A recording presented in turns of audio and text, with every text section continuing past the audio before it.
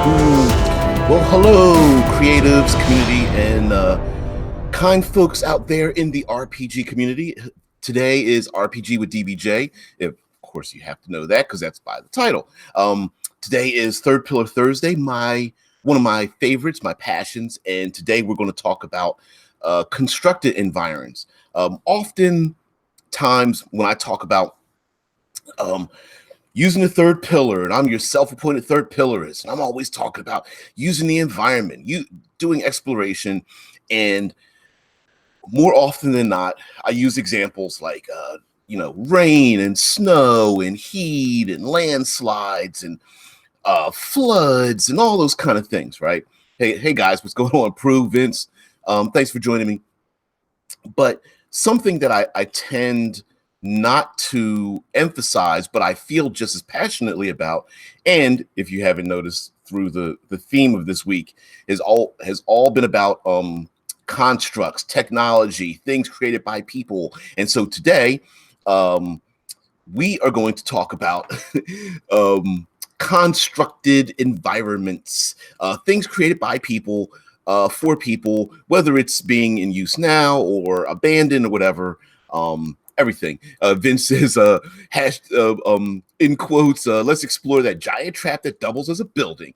You know me, I'm always like, hey, let's take something and reskin it and have fun with it. But today I really wanted to talk about just having fun with you making the environment dynamic in places that people have built. That is man-made, is something that has been constructed. And honestly, a lot of that for me comes from the fact that my other passion are movies and movie scenes and things like that. And some of the greatest stunt work has been done in very dramatic locations, death-defying things like the heights of buildings, or on the wings of airplanes, or on the skin of zeppelins, or down highway overpasses or something like that. Deadman says, like playing Resident Evil,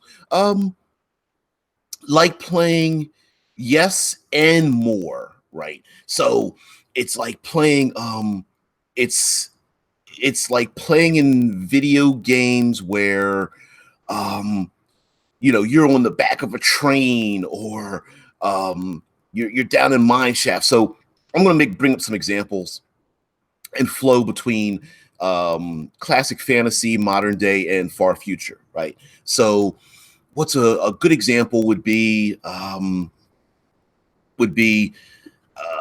let's go with like a mine shaft, right?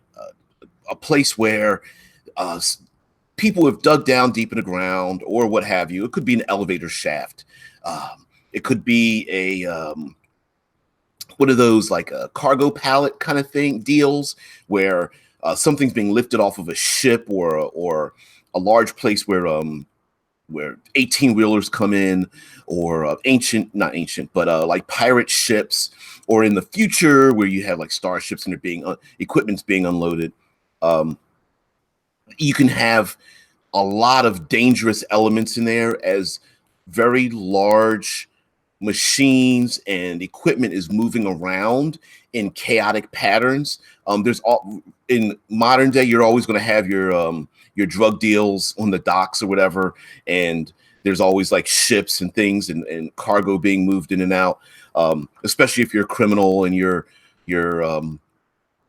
fast and furious, and you're like, or what is it, going in 60 seconds, and you're buying and selling stolen cars, or you're trafficking, doing human trafficking or something, and those kind of things. Vincent says, for some reason, when I think about dynamic constructed environments, I immediately think about traps, crushing walls, rooms filling with liquid, trapdoors, etc.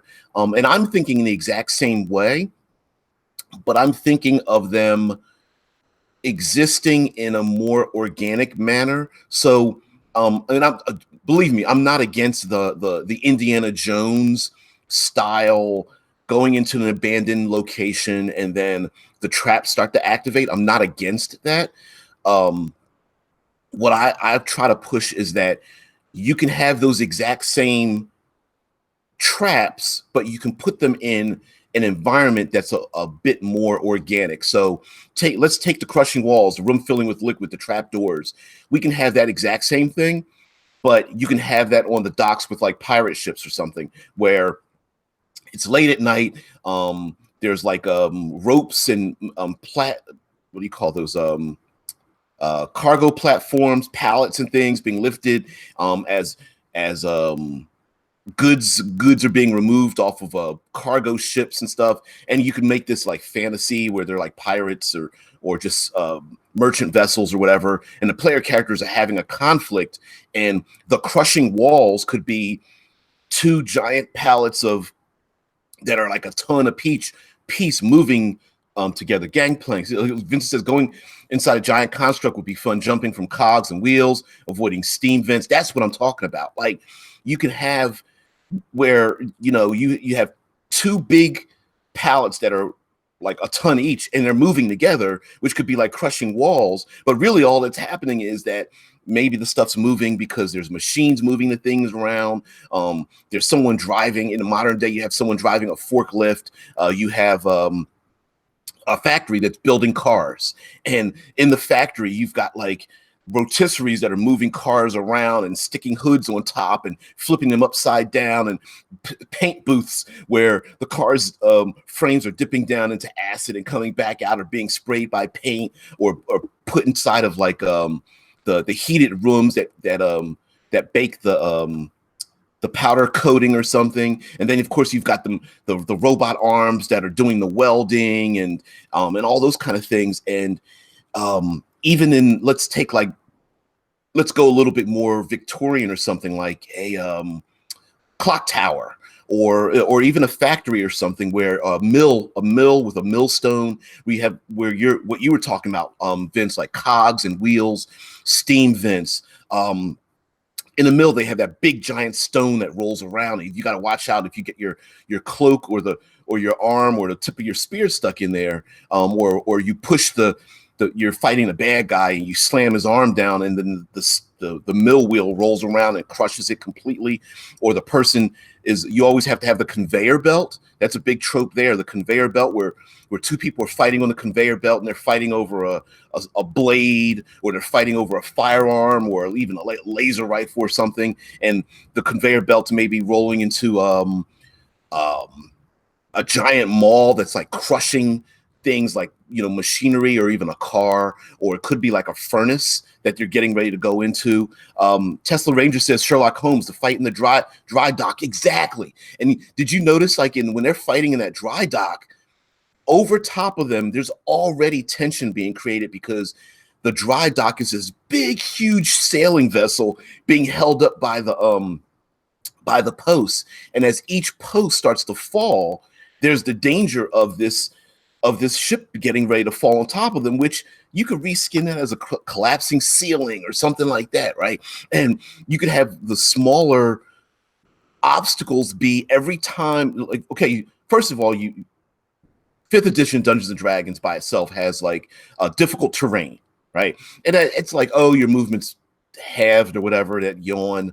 I mean, I get it, but they don't go into a lot of detail. But I'm saying, like, you can even go further with that, with pallets of wood. I'm still stuck with Sherlock Holmes, right? You've got pallets of wood, you've got buckets of nails, you've got ropes and things that are, with pulleys that are hanging around. Vincent even says, oh yeah, the fight in the smithery in the Pirates of the Caribbean, right? Where you've got, you're in a tight space, you're trying to have this fight. You get to use things around it. So you guys have all seen the classic, the bad guy or the good guy picks up a handful of, and then the handful could be of dust. It could be hot coals. It could be the accordion thing that blows air into the furnace that makes smoke or flames or hot ash or something come out. It's the opening the door of the furnace and shoving their head in and it slamming the door shut or whatever. I'm going a little far here, but it's the Jackie Chan fight in an abandoned building where he's fighting people and jumping through shopping carts and slamming people's heads in the refrigerator doors and picking up a mallet and hitting somebody's hand, and then, dropping something heavy on their foot, whatever. I mean, that maybe that might be a little bit more on the on the stunt work level of it. But I'm a person who, I understand we have game rules, and it tells us, okay, roll these dice, roll to see if you hit or miss. Some games have like um, a variation in that, like yes and no but. Okay, you might have that, you might not have that. And then, of course, on the very extreme ends, you've got your critical hits and misses. If that game has those, most of the time, I think if they don't have it, we automatically add it in there, right? You got this critical hit or failure, and in between that, it's the little beats in between that I feel fill those dramatic moments, to allow those odd and bizarre and really fun and memorable fight scenes to happen, especially when the environment is shifting and changing and moving.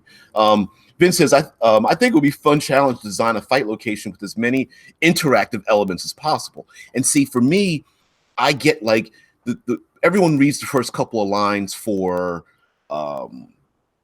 example, in 5th edition, they'll say like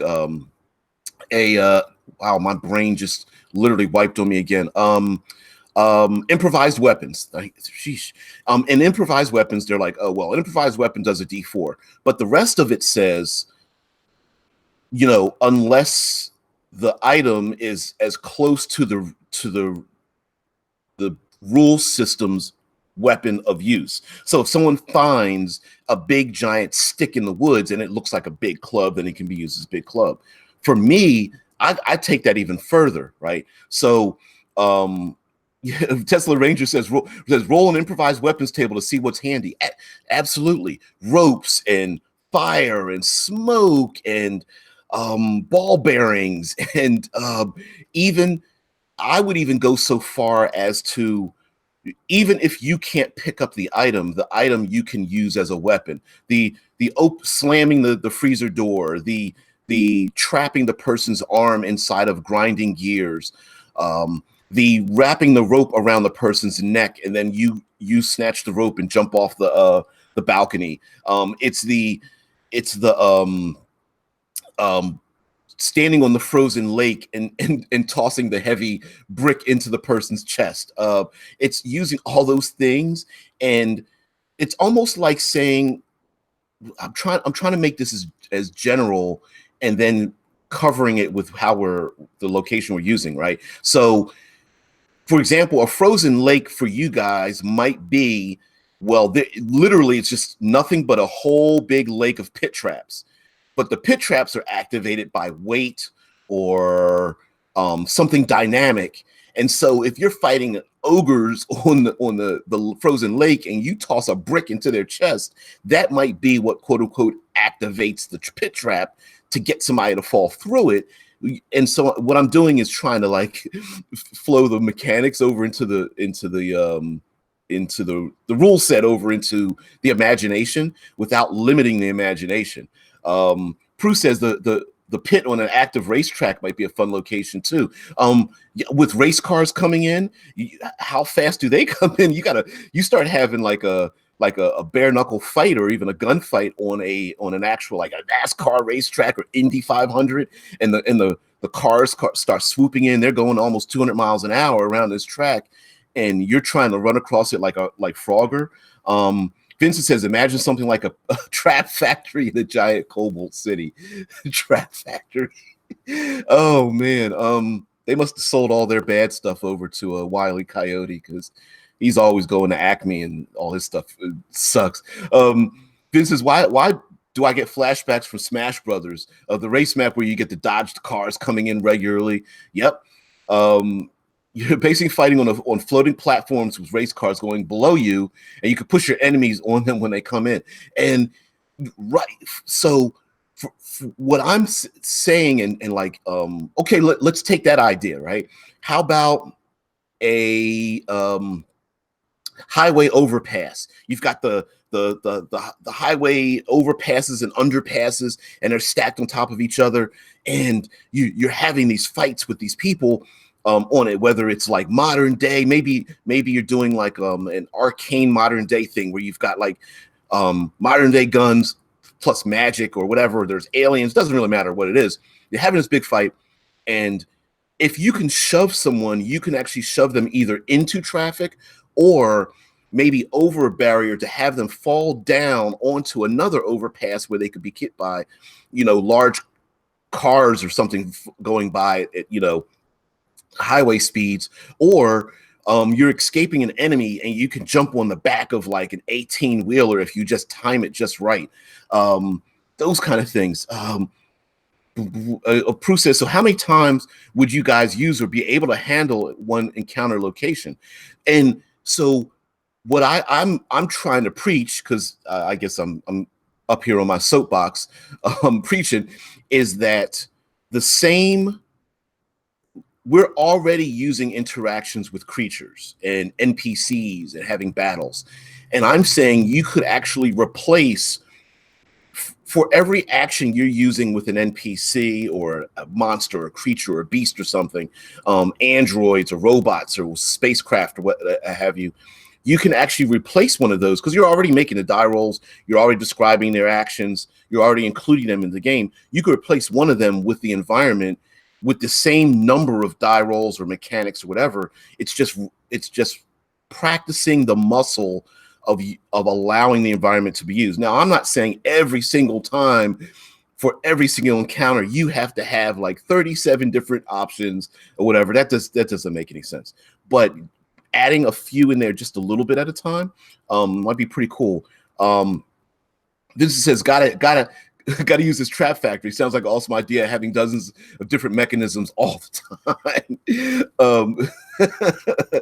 Yeah, I don't know about taking delivery of all those damn traps. Prue says, I'm thinking about rolling a different die for each trap and then counting them down to make the parts move. So, for example, I've said this before about the ICRPG and Runehammer, and he basically just says, like, I mean, in his rule book, an ICRPG is like a rules light system, D20, whatever, and it says, roll a D4, boom, leave it on the table, and whenever that round comes up, something happens. And you could even have different parts of a room where on different rounds or even different initiative settings, like in D20 you may have something activate on initiative 20. I always use initiative 10 because it's a little more mundane and natural or whatever. But you can pick a specific time during the combat round. You could pick a specific round itself. You could have a randomizer. One of the things I use is even the odds, where everyone just beginning of the round, everyone grabs a die and rolls it. And you want to even the odds. So if you get an even result on any die, that means you're safe. You're not going to be targeted. You get an odd result, you're going to have to watch out for something. Whether it's whether you're in a abandoned car, not warehouse, but yard, and the cars might get pushed over and fall, or you're on the docks and mechanical arms are swinging back and forth. You're in that a clock tower and the gears are moving and the bells are swinging and things and all those kind of stuff. Yeah, you could create a random chart. You could just pick traps and place them in the room. And if you're near those traps, you could have something randomly happen when people are fighting around them. Vince says, like, rolling a random chart for what traps are going this turn. Prue says, so I as DM do not decide when the parts move as such. I like that, and I enjoy that as a player, right? And that way, you can introduce. I'm sorry. I personally like letting the players, kick their own asses, basically, right? Leave the danger into their hands. In other words, you could have them make their own die rolls to see if they're going to be a target for whatever it is. And when I say target, it's something may not be targeting them, but they may have to make like skill rolls or saving throws or something. For example, they're on a construction site, whether it's constructing Egyptian pyramids, or whether it's a modern day construction site where they're building, 100-story building, or it's in the future where they're constructing a zero gravity habitat or what have you. And if there's machines rolling around and they're pouring concrete, or the slave workers are having to move those big giant stone blocks, and they have to move they're rolling them on those wooden logs where they have to move the wooden log from the beginning and move it around from the end and move it to the beginning or something, whatever. And they're pulling ropes and whatnot. And you have these things going on where the players might be crushed by a big pallet, or they might get hit by a car, or they might get zapped by an electrical arc, or they might get blasted by the laser cutter or something like that. You could allow them to make the roll to see if they're in that round, they're the ones who are going to have to dodge away from the swinging mechanical arm, the being deafened by the bell when the bell tolls or something, what have you, which I'm about to flow into something else. Back to the chat. So Prue says, if I, a player, want to time it so I can run across two separate platforms, for example, I don't want it random. Well, and here's where I think metagaming gets the bad rap, but you can actually make this a metagaming thing where you could say, okay, as a GM, I'm rolling a die, boom. The separate platforms, you can't jump to them. But on this round, not whatever you roll, let's say you roll a 3. On the third round, the platforms move together close enough for you to make a roll to jump from one to the other. Then the player can then decide on their own, I'm going to time it so that I can jump across the platform so that the platforms maybe separate from the enemy that can't reach me, and then I'm going to blast them with whatever ranged attack I have, and that enemy is going to then have to wait for the platforms to get back together again, maybe every 3 rounds or every other round, or whatever the case may be, because the environment's there for you guys to use and abuse it. If the player comes up with a great idea to use something, hey, we're fighting on a highway overpass, I'm going to, my martial arts character is going to, sock him in the jaw so that it's not that I want to hurt him. I want him to fall back so the 18-wheeler runs over him. Okay, let's go for it. Let's try to figure out a rule for it. Something very simple.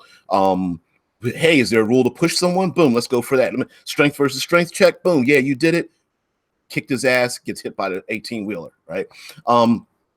So Prue says, so a combination of random events and planned events. It getting very chaotic, absolutely. You can, and I would suggest using one or the other if it's not something a DM or GM is comfortable with. So you could have exactly just one simple planned event.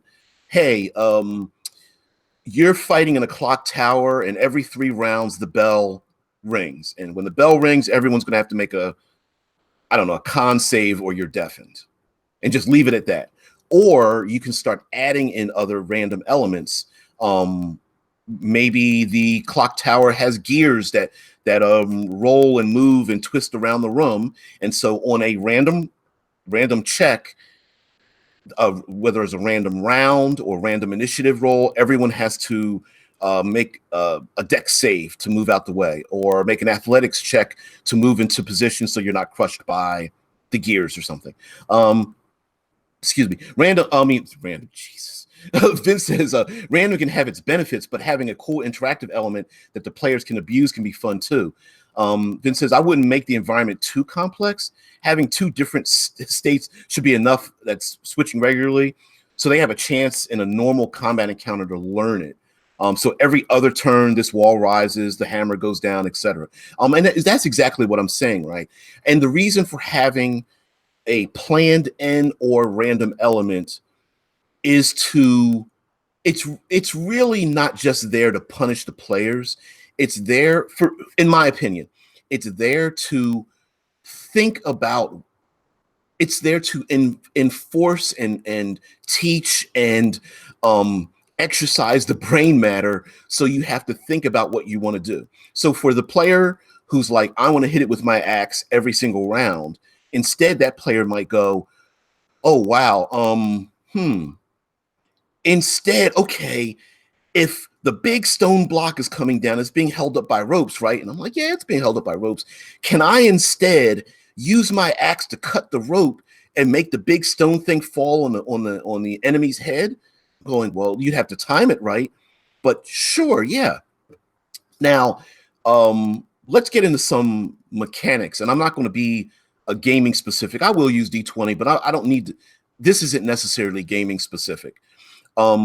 First of all, most games have a combat mechanic. I roll to hit, I roll to see if I hit, etc. But when you have random elements, like dropping a pallet on someone's head, or hitting the button on the warehouse wall that has like the big giant red and green button that makes the crane release its hold of cargo or a pallet or something or whatever, using any of those things, you can decide, okay, it's difficult to time it, but the effect is great. Or it's easy to make this effect happen, but the effects are pretty much temporary. So for example would be, I'm going to fire my pistol into the steam vent to make the steam come out and blind the enemy or something, right? So shooting the steam vent might be easy. So then the effect, the resultant effect, whether it's blindness, whether it's creating some obscuring mist or something, might be temporary. Okay, it's just like, oh yeah, you shoot the steam vent comes out, blinds the enemy, so maybe they've got some kind of disadvantage or penalty to the roll, a -3, minus 20% or something, as long as they're standing where the steam vent is at. And then they're only modified by that for like one round. Okay, or you can go the opposite way where you say, okay, I want to time the enemy coming after me, and I'm going to wrap the rope around his arm or leg and then push them over a balcony so that they're dangling by their leg. And you may say, well, that's difficult, so I'm going to add some kind of penalty, disadvantage, or what have you. But the resultant effect of having it might be great. For example, you tie the rope around the person's leg, you trick them into stepping into where like the spiral rope is or something, and then you push them and grab on the rope as they start to fall. Then the result might be grappled, restrained, whatever, incapacitated, paralyzed, or whatever the condition might be for your particular game system. That would be my suggestion, talking mechanically. Hey, Elise, Vincent says, I personally don't like that a lot of the more simulationist games don't really encourage players to use the environment instead of attacking normally, because there's usually some kind of penalty. Or no benefit aside from style to do so. And I absolutely agree, because for me, the third pillar of gaming, right? Of course, you guys already know the first and second pillar is combat and social interaction, but that third pillar of gaming many times tends to be regulated as literally the third option. And so a lot of rules involving it tend to fall into we're just going to place it with these other rules. And by placing it with these other rules, it makes it like a disadvantage to even bother using the environment. And my feeling is it's there to be used and abused, right?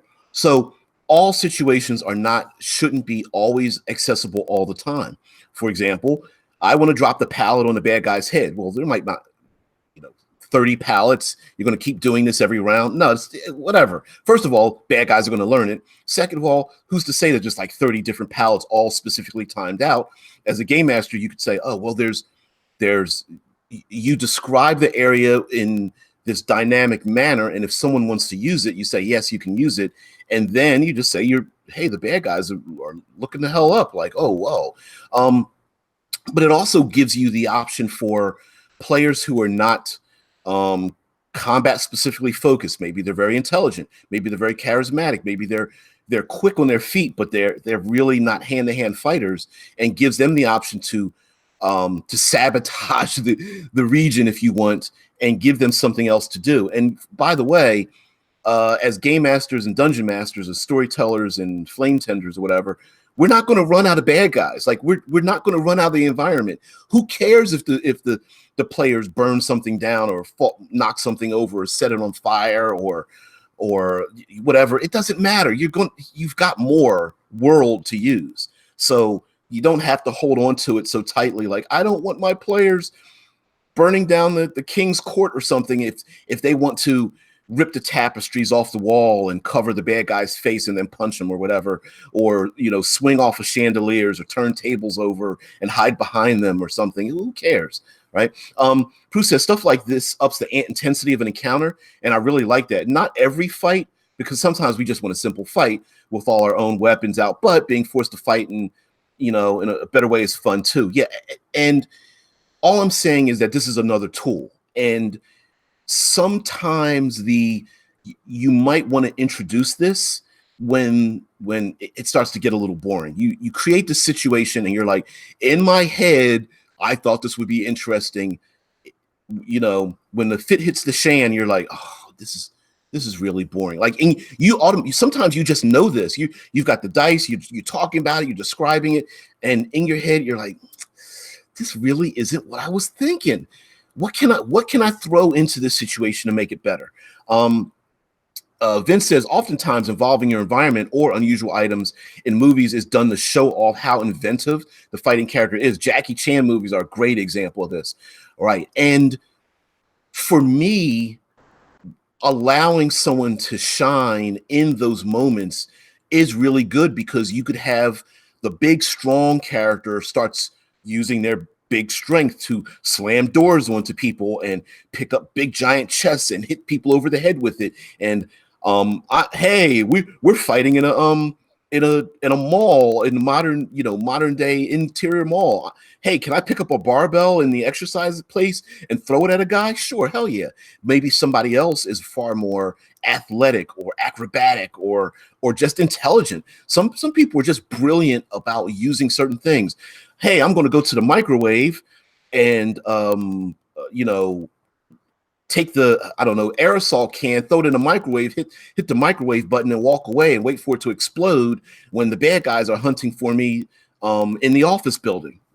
Hell yeah, you can do that. And my thing is, I love being surprised as the DM or GM, and I know some beginning game masters do not like to be surprised by players' actions, but this allows me to role play the rest of the world, because I get the role. See, while other players have to take turns, I get to act every round, right? The world is my role playing character, and so now I get a chance to use my improvisational skills when someone wants to throw an aerosol can of roach spray into a microwave while the bad guys are hunting for them with automatic weapons. What the hell happens? There's no rule for that. So usually I default to the closest thing related to it, like an explosive force or a fireball or a flamethrower or something, and just default to that. Or not even, half the time I wouldn't even default to anything. I'm thinking that idea is so cool, I'm just going to let this thing go off, have them make a roll, and if their roll succeeds, they just killed, roll or die, you killed 6 guys when this thing explodes or whatever, Jason Bourne style. Oftentimes environment. Vince says concerning Jackie Chan, he usually has some kind of disadvantage to start off, like unarmed versus armed enemies, or has to fight with handcuffs, but then he uses the environment to still win. Being able to improvise is a skill you have to achieve first. Not all GMs are able to do so. I had a lot of GMs who punished me for using unusual tactics, and that is one of the things that creates a learned behavior by players when they learn that improvising doesn't work. For example, let's take a classic. I roll to hit with my sword to hit the bad guy, and then you have another player that says, I want to use my shield and push the bad guy over, or pin him against the wall, or I want to take my torch and try to light his cloak on fire, or we're fighting in a cave. I want to hit the soft earth above so it like collapses down on someone, or I'm going to use my axe and hit the rope that's holding up the chandelier and let the chandelier fall on a bad guy. And if every single moment the game master is like, I don't know what's happening, but I don't want to say no, I'm just going to make this extremely disadvantaged and just go, well, his improvised weapon is a D4. You're literally cutting off the creativity, and you're never going to get that back again. It'll be a learned habit of never wanting to be dynamic, because for me, allowing those things to happen once or twice, of course you can't. It's the whole point of Jackie Chan is he doesn't do the exact same things all the time. He's always using something different. If you create a habit of people not being able to do it, then the people will stop doing it, and then they'll never want to do it again, and then they'll take that learned behavior over to other games. Prue says, I love when my players come up with brilliant stuff. I am their adversary in combat, but I'm their greatest fan. And that's exactly who you need to be, right? You want to be their fan. You want to be the person who's like, hey, we're chasing the bad guy. Is it possible for me to stand on the hood of the car and then jump onto the hood of the speeding bad guy's sports car or something? And then my instant reaction is hell yes, because that's exactly what you do as the hero, right? The player characters are the heroes of the adventure, and unless you're playing a hyper gritty, super realistic thing, many games default towards a more cinematic style, especially Dungeons and Dragons, right? It literally is so cinematic. It's designed for you to hold onto your spear that's stuck into the side of the dragon as it takes off. It's designed for you to jump off the 30-foot parapet and tackle the bad guy. It's designed for you to slide off the shingled roof and land on your horse and run away, because you can fall terminal velocity and live. So how the hell does that happen? Well, maybe you bounce off of tree limbs or something like that, or awnings and bounce back and forth like Jackie Chan and survive when you land into the big pile of hay at the bottom or something. Prue says, I'm not very experienced, so inventive actions just take a few seconds longer to execute, which is no big deal. Vince says, it is sad that so many combats happen in boring caves or tunnels where you can't improvise or anything. I think a good idea for a lot of GMs would be to introduce one or more interactive elements. RP Game Record says, this reminds me of a DM I once had. It's not combat related, but it shows a player trying to be inventive. The player said, I'm going to use some piping and a water pump to create a makeshift shower. But the DM said no, because showers didn't exist then. And it's like, my thing is to discover, the improvisation is to discover what the intention is, not how the person wants to go about doing it. So it's basically, you want to find out and ask the question directly. What is it you were trying to achieve? Oh, I want to make the floor slick. That's why I want to make the water spill out like a shower.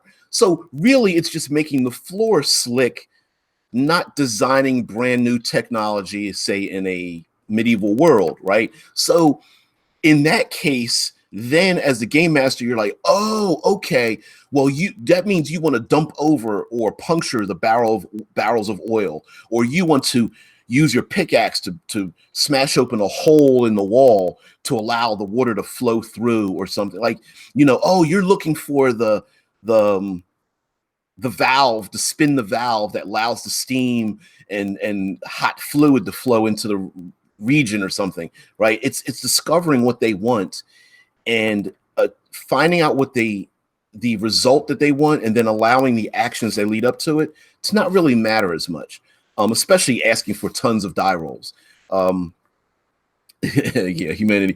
Prue says, I often do my best to let my players go bonkers. It's very helpful that many of them are good GMs, and I can reach out to them with, how would you go about this if I get stuck? That's another thing too, is having a lot of trust between the players, because you may say, well, let's make this a strength versus strength die roll, and high roll wins. And then someone else says, well, is it possible for me to use my dex or my agility or my balance or my reflexes instead? Because really what I'm trying to time the big guy's strength against my speed. And then you go, you know what, that makes a lot of sense. Now the player, of course, is probably thinking, well, hell, I'm not that strong, but I'm quick. But it's going, yes, you know what, in this situation that makes a lot of sense, and then allowing that to happen for those ideas. Prue says, always like do my best to let my Prue says, RP, I'm sad for that player. That was a cool idea. And you never know.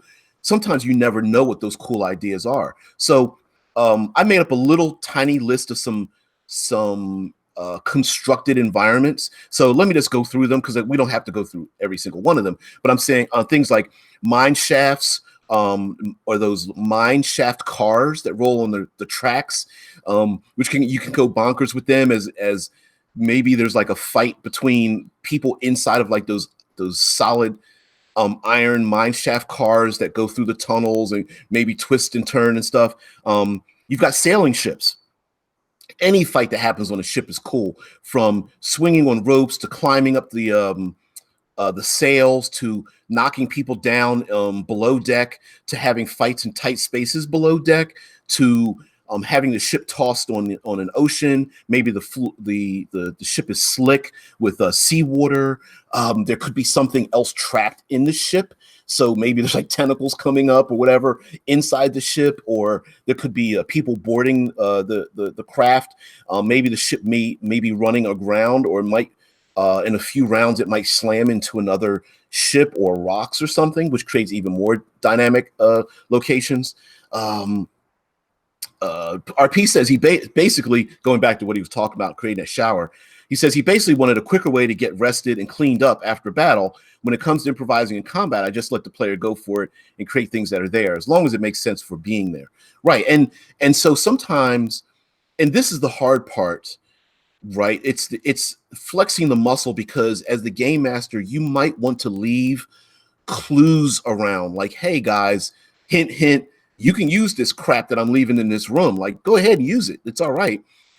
At the same time, you don't want to be the railroad GM that forces them to have to improvise if they don't want to as well, right? You can railroad what you're thinking is like creatively, and you're like, but on the other hand, you don't want to railroad people into doing things they really don't want to do. So the best way, I say, I hate to say train, to allow your players to say, yes, you have the ability to improvise, is have your own NPCs improvise. Let your bad guys knock over the barrel of oil and then shoot it with a gun and make it slippery near the players. Have the bad guys throw the aerosol cannon to the microwave. Have the bad guys on the sailing ship pull the locking mechanism on the cannon and have it roll around on the deck and get ready to hit people and crush people or something. Waterfalls don't exist in this setting. But the thing is that placing them there, and then have some of your NPCs use them, or having random elements like, hey, you're on a sailing vessel, there's crap sliding back and forth, everybody roll a die. Did you get an odd result? Okay, you're going to have to make a roll to dodge out the way, or use one of your actions to dodge, because if you don't, there's a good chance you might get hit, and then allowing the players to make that decision themselves. The other thing are sailing ships, cranes, anything that is tall and then leans out is a great thing to use. So any kind of like crane or scaffolding is great. It can lift cargo pallets, lift up sheets of metal or drywall, or wooden beams if you're in a fantasy setting, or marble blocks, or the classic, I'm going to climb up the crane and then run across the crane arm to jump onto something, or swing across on something, or what have you. Having a fight on a narrow beam that's hanging from a crane is a great thing. Highway overpasses, I already mentioned that. Parking lots are great places to have fights too. Shopping malls, the classic rope bridge is great, and rope bridges come in different things, whether it's a narrow bridge that's well constructed, down to the literal rope, literally 3 ropes, 1 rope for your feet and 2 ropes that you hold on to. There's the elevator shaft itself, whether there's an elevator inside the shaft and you're inside the elevator, you're fighting on top of the elevator, you're inside the shaft, the elevator is coming from below you or descending on top of you. It could be a medieval styled elevator shaft where you have a shaft, but there's people or maybe horses or elephants or something that have to move gears or pull the rope to lift you and or merchandise up and down, whether it's like from a cliff wall or something, or inside of a building or what have you. There's construction sites, as I mentioned before, whether something is built, you got scaffolding, you've got equipment that hangs around, you have great places to jump and swing. You may have places where you have debris you can hide behind, stacked items that you can push over to make other people fall down. There's what I'm calling like bus barns, train stations, auto lots, horse stables, where you have a large number of things that can move around. You can hide behind, hide in between, jump on top of as it moves. Trains are great things to that make great and dynamic encounters. You're fighting on top of a train. You're jumping between the trains. You're hanging off the side of a train. You're pushing someone's face out of the train so they get their head knocked off when he goes through a tunnel. You're fighting on top of the train, and you're coming towards the tunnel as well. You got to duck down.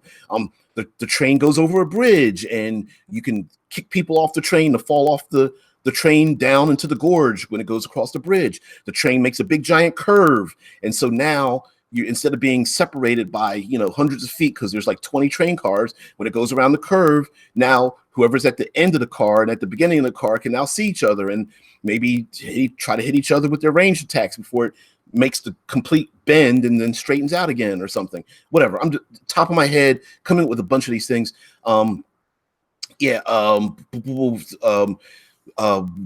There we go. Vince says parking places are great for superhero fights. Using cars as weapons is always fun.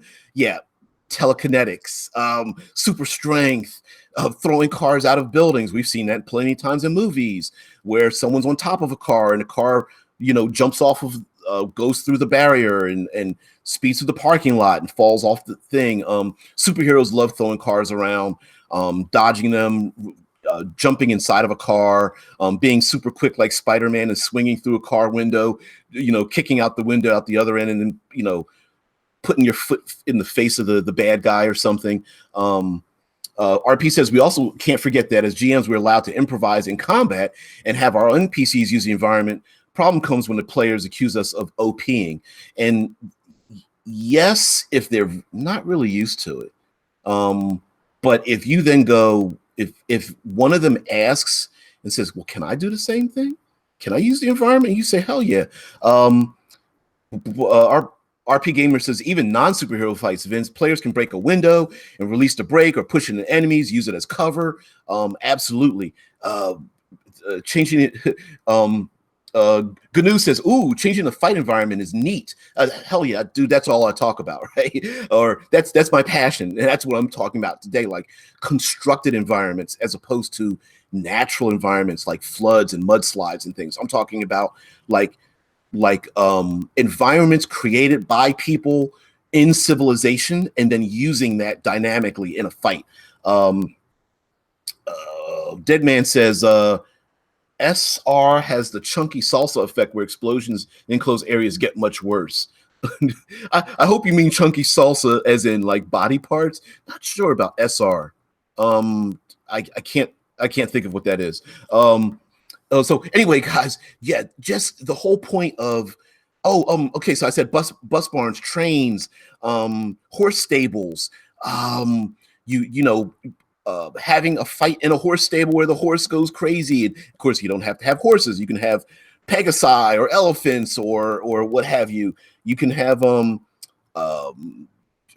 create panic and have a stampede. You can knock people into horse stables and a horse trample someone. Shadowrun's a great setting where you have a combination of both arcane and futuristic things. So you could have a fight on a highway or near a highway where you have automated trucks that are taking cargo back and forth, and you're having a gunfight in between, and then having a martial arts fight and all that kind of stuff, where these automated trucks are going like, it's, zooming back and forth. In a bus barn where there's buses and people are fighting on top of the buses and hiding behind the buses, or a train yard where the trains aren't moving, but then maybe there are some trains moving, and you're ducking underneath the trains, and you're trying to, you don't want to get crushed by a train, or you realize that if you time it just right, you can drive your car or jump in front of a train, and then now the train goes by, and now people are blocked, the enemy's blocked from one side to the other. Frameshift said, so how can I make an arena fight more interesting? Depends on what you put into the arena. Let's one of my favorite show, guys, you have to see this show on Netflix if you have not. Binge watch Spartacus. If you don't know of this show, go find it. If you've seen it before, go see it again. Spartacus is one great show because it talks about arena fighting. So with arena fights, the basic is that, okay, you got sand, you got blood and sand, right? So you can kick sand into people's faces, which is like your beginning thing. But then with an arena fight, you have the people who control the arena can place things in the arena to allow there to be more things to use. For example, there's in the fight, you have people who jump off the walls or use nets and pull people down, or jam spears into the ground and then push somebody else into the spear. One person becomes the quote unquote the obstacle by ducking down under a shield, and someone else, runs and jumps and flies off a shield and jumps on top of somebody else. Now, a lot of what's happening in arena fights is that the arena itself is specifically empty of things so that people can have fights, but someone might be able to create,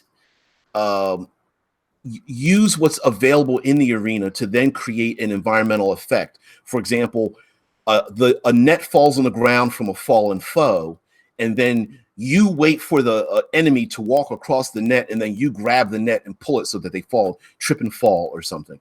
Or you roll across a dead body and then use the dead body as cover as you pull the cover over because somebody else has, wants to throw a spear or something at you, or something like that. Chained lions in the arena master can release to make things even more interesting. Pits of fire. What are those things called? Chariots. The chariots with the blades on the side or something. Yeah, Spartacus, blood and sand.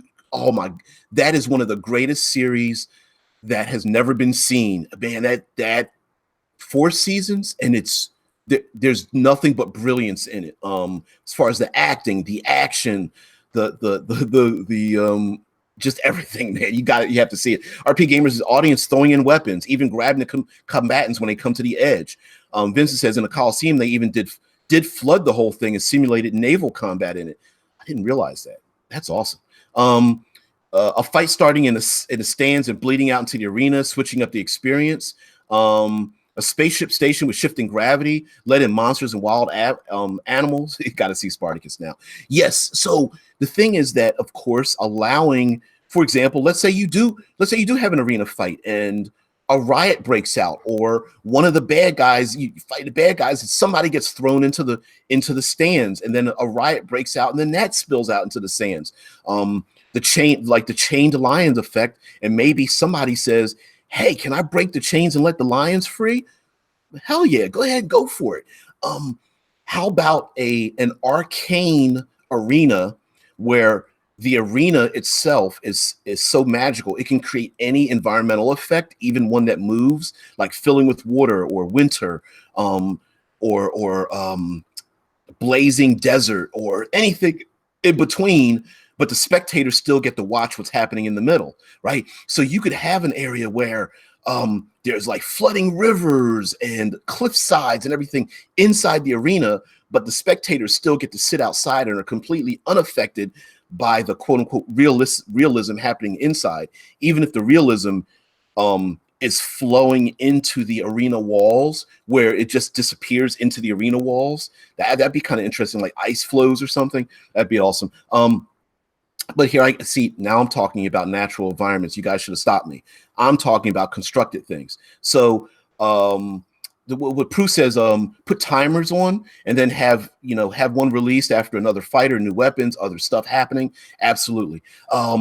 Vince says, have some kind of higher position in the arena with ranged weapons in it, cover for others, so it's a race to get the high ground.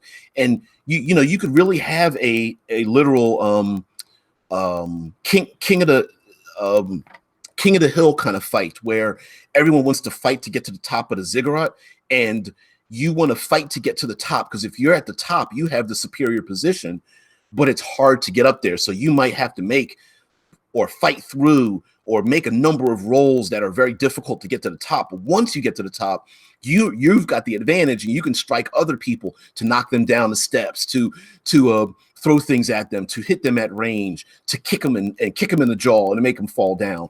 And so maybe working together as a team to, like, for example, 5th edition, maybe it's disadvantaged to get to the top, but if you get to the top, you've got the advantage. But if you work together, you can get rid of the disadvantage because now you have advantage because you're working together to get the bard to the top as the barbarian is standing on the steps to keep the enemy from getting to the bard. So the bard can then strike other people, maybe using like a grease spell to make it slick for the enemies to come up. I'm going on and on, but I'm saying just using great ideas, using the environment, all that kind of stuff.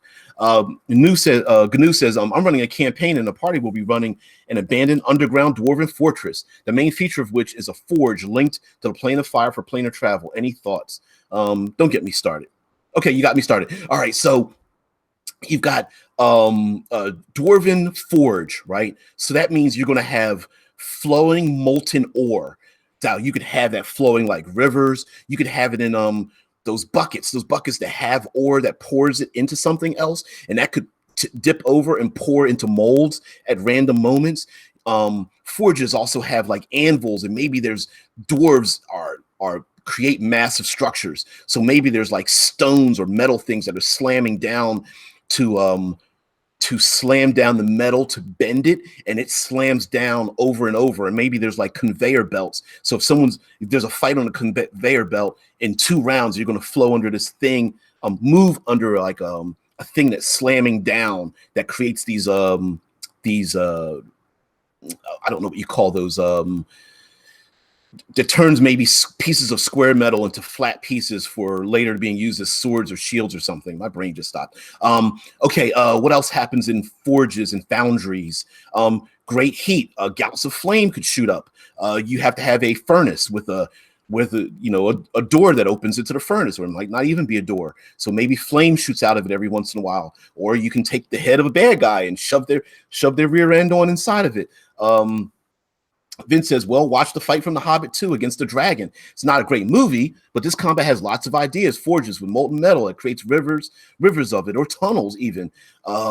You have the merchandise that's going to be used in the foundry. So you have stacks of metal, piles of ore that are difficult to climb up, but you can hide behind it. You have areas where smoke or steam fills the area that blinds people or makes them choke. And if you choke, you can't use your verbal spells or something like that, right? Maybe after like saving throws or what have you. Those kind of things. Maybe the heat might cause some kind of exhaustion, and they have to make saves versus the exhaustion if they stay in this one particular area. Tongs. Maybe there's a way to handle the hot merchandise if you grab the gloves and the big tongs that have the little bucket that can scoop up the foundry material that's flowing like lava. And so, you have that where the enemy goes and grabs it, or they stick their hand into it. And, of course, their hand melts away or something, and they scream and yell. GNU says, yeah, I got him started. Who says in the Magic Arena that would make perfect sense and be really fun. I love it. Like, RP says, we work in fantasies. How about the environment changes periodically? Rocks grow out the ground, water floods part of the area, ice shards shoot down, etc. And who's to say that you can't fight in an arena where the seasons change like every couple of rounds? It's winter, spring, summer, fall. It starts to rain and there's thunder. Oops, now it's frozen. Uh-oh, now it's completely dry. Now it's flooding. Now there's mudslides. Now it's rock. Like you said, I'm trying to read the chat too, guys, of course. Giant bellows to blow enemies, to heat up fire, giant bellows.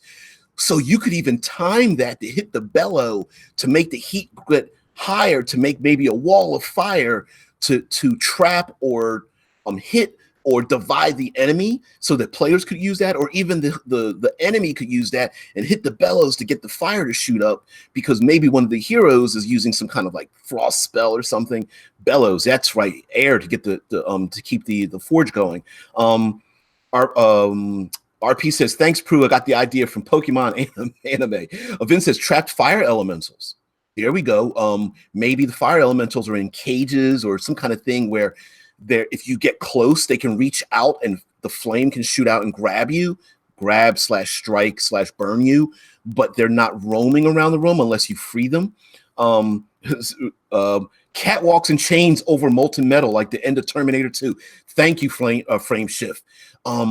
Like the catwalls dangling over top.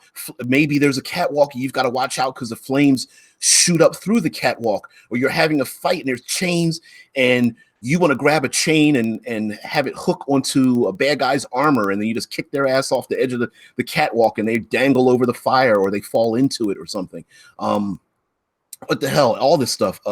Any chance stuff comes out of the plane of fire, random things come out of the plane of fire. And imagine this as something that's starting to step up, right? So let's say a small fire method or even a fire elemental comes out of a plane of fire, and then a second one, and then a third one, and then a fourth one. Like, and it doesn't have to happen every round, but like it could be, oh, this is easy. Oh, wait a minute. It just turned from easy to a little bit difficult. Wait, maybe we need to close off this portal to the plane of fire because it's getting kind of difficult now. Like they keep coming out. Maybe you need to drop like a 50-ton stone that stops the foundry, or at least stops the access to the plane of fire or something. Having animals from the plane of fire, basically normal animals that are fire or have fire breath. Reskin. My thing, reskin this stuff. So you could reskin instead of doing piercing or bludgeoning damage or slashing damage, it does fire damage. Fire, what are those things called? Fire displacer beasts, fire wyverns, fire gorgons or something. All that kind of stuff. Let's see, crystals growing from the ground grow larger each time someone dies, making everyone jump to avoid being impaled. Ooh, Scott, what's going on here, Scott? The whole adventure starts with elemental magic bleeding into the material plane. Maybe open up the portal to have it heat up intensely. Scott, I really like the idea of using kills as an event timer. So something could die and it fuels. It's like dropping fuel into the fire. Someone dies and that fuel, they're instead of someone rising and being undead, maybe there's an internal heat and they rise and become some kind of fire encased skeleton or something. I don't know, a fire zombie or skeleton. Gain stuff that burns really hot, or you have to throw certain enemies in the forge. Coal elementals. Ooh, sweet. Be like stone, kind of like a combination of earth and fire. So all of us are coming up with great ideas just to make the environment strange and different. You could even have areas where the floor itself is hot. You have to watch out where you step. The walls and equipment, maybe the forge itself is hot, and if you place somebody against it, you can burn their face or their hand to make them drop a weapon, maybe with a critical hit or failure. Those kind of things happen. So with like critical hits and failures, because plug using cinematic environs, I have fumble crits, and those fumble crit tables are like, hey, if you fumble, this happens to you. If you crit, the fumble happens to the other person. And so using the idea of the foundry or the arena or the constructed areas or whatever, it doesn't matter. You can have some of those really crazy, wild, awesome, different ideas happen where the enemy drops their weapon into the forge, and if they don't snatch it back out, it's going to hurt. Or a good guy says, hey, I'm going to ram my sword into the flowing ore, hot ore, and then I'm going to allow that ore to stay on my weapon and use it for a couple of rounds before it completely melts, and going to stab them in the heart while they burn from the inside or something like that. And then as a game master, you're like, shit, I wasn't thinking about that. Okay, I'll let your weapon do an extra D6 or 2d6 fire damage, but you have to roll a D6, and that's how long your weapon lasts, right? Just make up something on the fly. Just make it up. It doesn't. And the thing is that if you do it where it's not punishment, but it is an organic, natural effect of what they want to do. Hey, I'm going to give you this thing. You've got this benefit, but there's also this slight drawback, right? You attempt to do this thing. It's a drawback now, but you're going to get this greater effect on the other end. Something can overheat if not looked after, causing an explosion. Sealed environments tend to heat up. Maybe there's something that's supposed to be a release valve, and you can hear the sound like something whistling or something shaking with the steam like flowing out of it or whatever, or the lava trying to come out, or the hot ore. Vince says maybe they could use stuff to isolate themselves from the heat, crafting armor or shields out of heat-resistant stones, or use certain fats or oils. There might even be some equipment hanging around, maybe like Dwarven Forge, like gloves and what's the face mask things that people use that for welders? Welder's mask. Duh. Anyway, the dwarves would have items that can resist the intense heat or even protect, so your players could use them. Could find uses against them. If the workers are not in the foundry, there might be some fun mechanic repercussions because of protocols not being followed. Right, because dwarves are known to work in groups. They like to work together. Everybody does their thing. And if the dwarves are not all there, or they're dead, or it's vacant, or what have you, they're scared, or they run off, or they're killed, maybe the foundry does not work especially if it's magical and it's a plane of fire, it's not working the way it should. So there are things going wrong, things building up. The flowing ore is starting to overflow the little tunnels or runnels or whatever, and it's flowing over the edge and stuff like that. And GNU says, yeah, awesome. The whole place could be tearing itself apart while they turn on the machinery. And eventually, let's say the place starts to fill with or even a part of the room starts to fill with this flowing ore or something. GNU says, all these suggestions are great, guys. I've got a couple weeks before they probably get there. This is great help. That's why we're here. We're professionals. Hire us. We are $2,000 an hour, but we will come to your home and we will fix your games. Sorry, it's not $2,000 an hour, unless you're willing to pay it, in which case, yes, it is. Anyway, guys, thank you very much for being a part of it. You know as well as I that third pillar stuff is my passion. Although I do this Monday through Friday, 6 a.m. Eastern Standard Time. I say demi-daily deep dives, but hell, I keep getting up early in the morning, so maybe you guys are doing something right to help me do this. So thank you very much for joining. Please spread the word. Now I'm going into my commercial break, so you guys, if you have to go, thank you very much. But the D6th and D20th of every month, we have a release. Since we're talking about constructed environments, go check out the Bridge of Death. All the information is down in the doobly-doo. If you go to Drive-Thru RPG, we at Critical Hit Publishing have something called the Bridge of Death. It is pay what you want. Essentially, it's free, but if you want to drop a couple of cents in there as a donation, that's cool. But the Bridge of Death is an adventure key, as well as we release every D6th and D20th of the month. We release an adventure key. It's only like 3 or 4 page adventure.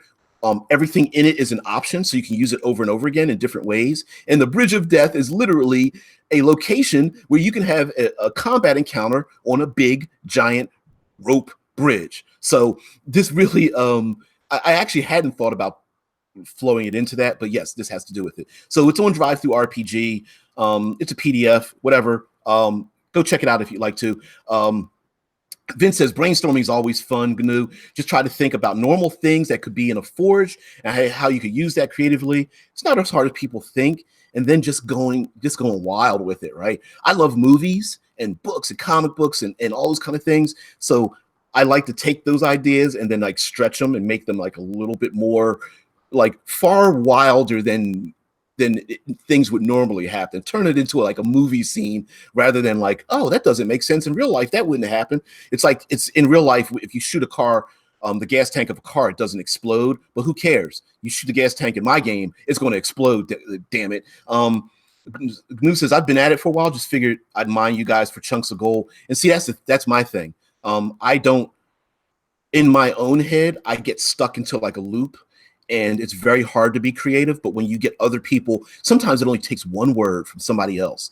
Hey, did you think of this thing? And you're like, oh shit, I knew I was stuck. That's a great idea. And it just gets the ball rolling. So sometimes you got to like hit the cobwebs out and like and get loose, and then just get out of there and go trying to make new ideas and stuff. So yeah, that's what we're here for. So guys, thank you for joining me.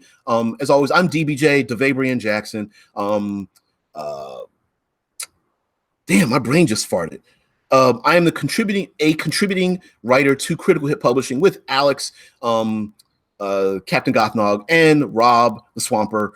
We produce things. My baby is the cinematic environs. Those cinematic environment books are about using the natural environment from the Arctic wastes to the desert to the mountains to the undersea to the aerial environment, the plains, and just create books that are just filled with creative ideas to use the environment to make things enticing. One big challenge when I was making the plains book, I think it's like 62 pages long or something, was to take one of the most boring ideas in the world and make it exciting. Thanks, Vince. Yeah, I'll see you tomorrow. Absolutely.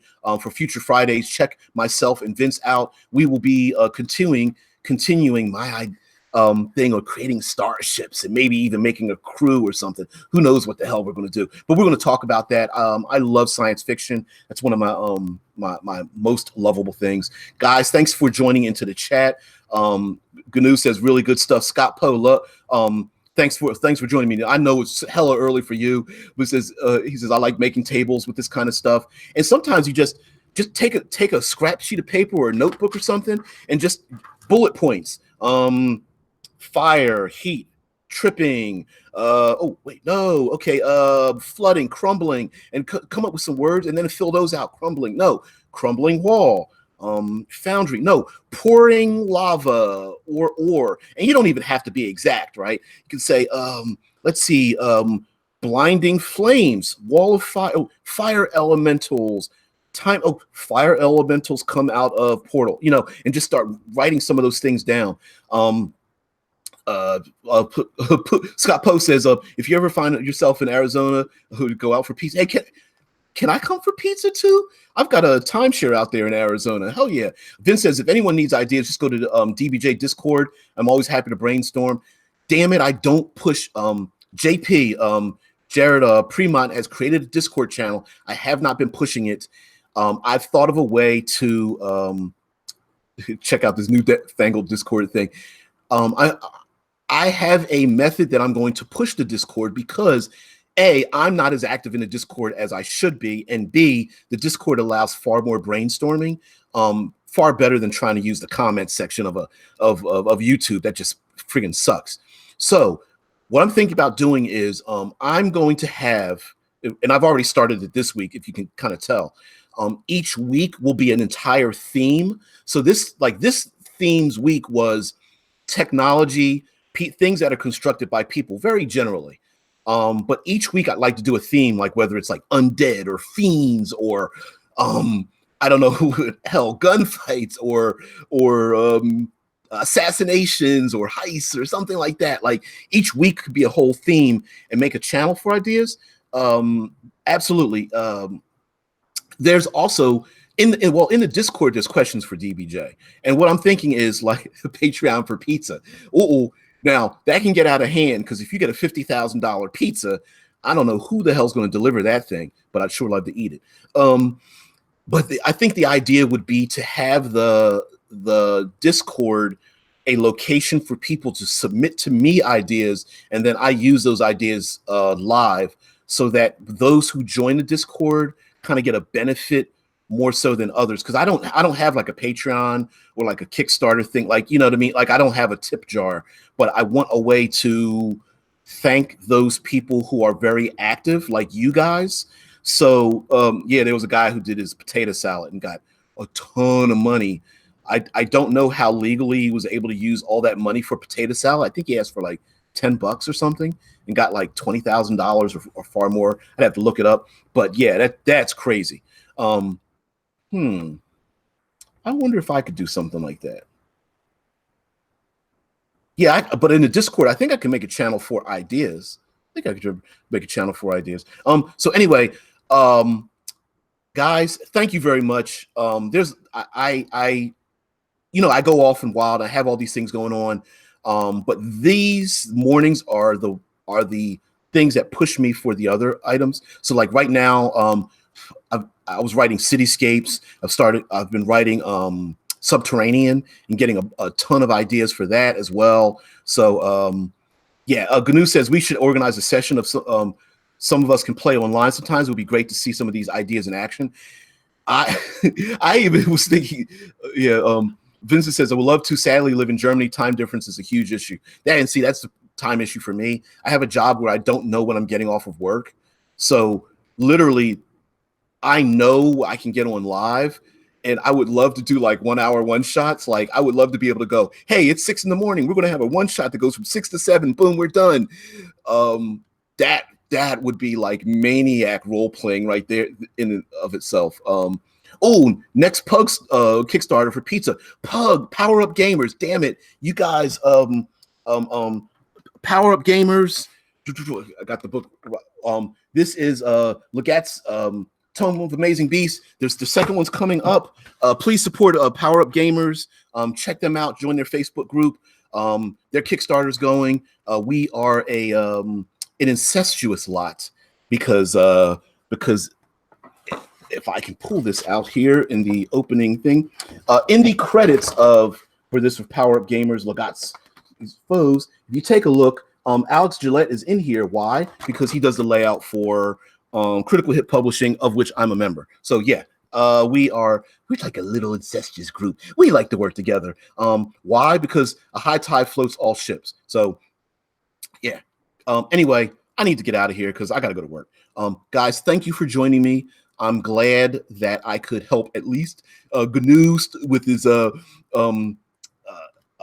game coming up in a couple of weeks, and anybody else out there who has an interest in using the third pillar of gaming. And what the hell does that mean anyway?